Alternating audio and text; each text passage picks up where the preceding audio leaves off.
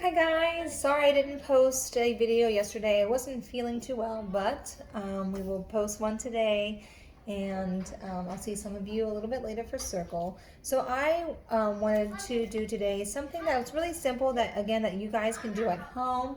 This is something they do even in the downstairs classrooms, at the 2-year-old age range, and all the way up into our classroom. And it's on the practical life shelf almost all of the year.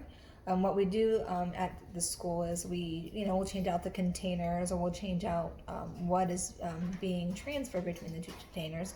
So this is just a pouring work, and I thought I would try pouring work with you guys because again, it's something we could do at home. Wait, You want to pour it? Yeah, you want to pour this?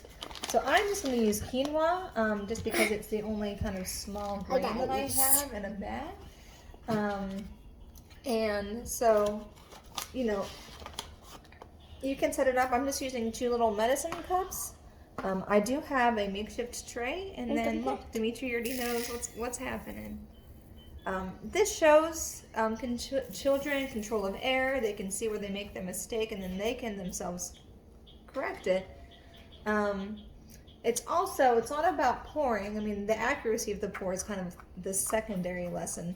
What is more, What is more important is the way that their wrists are moving. And, we're not getting any more. Also, the way that their fingers are grasping. Right here. You can feel right here. Their fingers are grasping the cups. And these are very kind of singular motor movements, but these movements are used in different ways of being an adult. So this is just the dry pour. Here, get up for a moment. We're going to do the wet pour. Okay. Well, what's the wet stuff? Just water. And so once they've kind of played with the dry pour, we can do water pour. And then again, you can use any containers.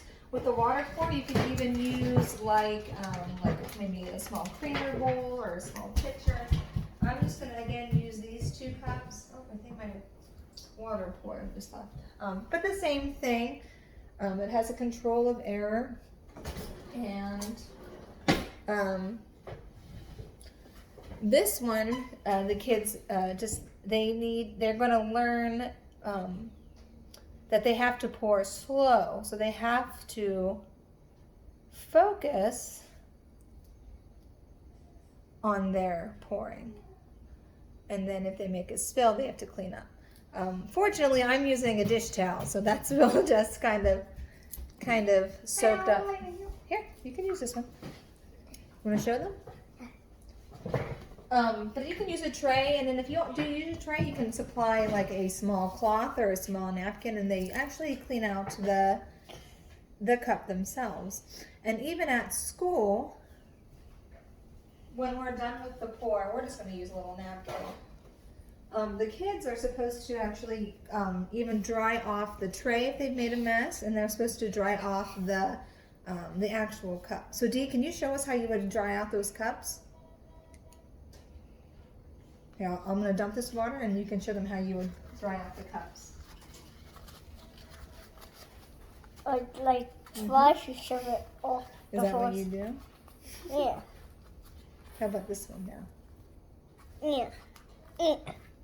Is it wet? Mm-hmm. Oh. Remember, we were pouring water in it. All right. It's stuck. You want to get the other one? Whoa, it's the shape of it. Shove. And again, you can use different containers. You can use different, throughout the school year, we change out the containers. We also change out the, what is being poured. Sometimes we might put some food to dye in the water to kind of make it, more exciting. Maybe green during the springtime because all the colors coming back into the forest. For the water, we have used red, white, and green, pony beads in the wintertime during all the winter holidays. We've used like corn in the harvest time. So you can switch it up. Mom, rice is another good one. Really anything that they can pour. Just be aware that, the smaller the grain or the smaller the thing you're pouring, the more it could be messy, you know. So if you want, you spin can even me. start with, if you have a really little one, you can even start with maybe like just Spin me. puffballs. But Spin hey, you me. want to tell everybody bye before I spin you? Bye. All right, bye guys.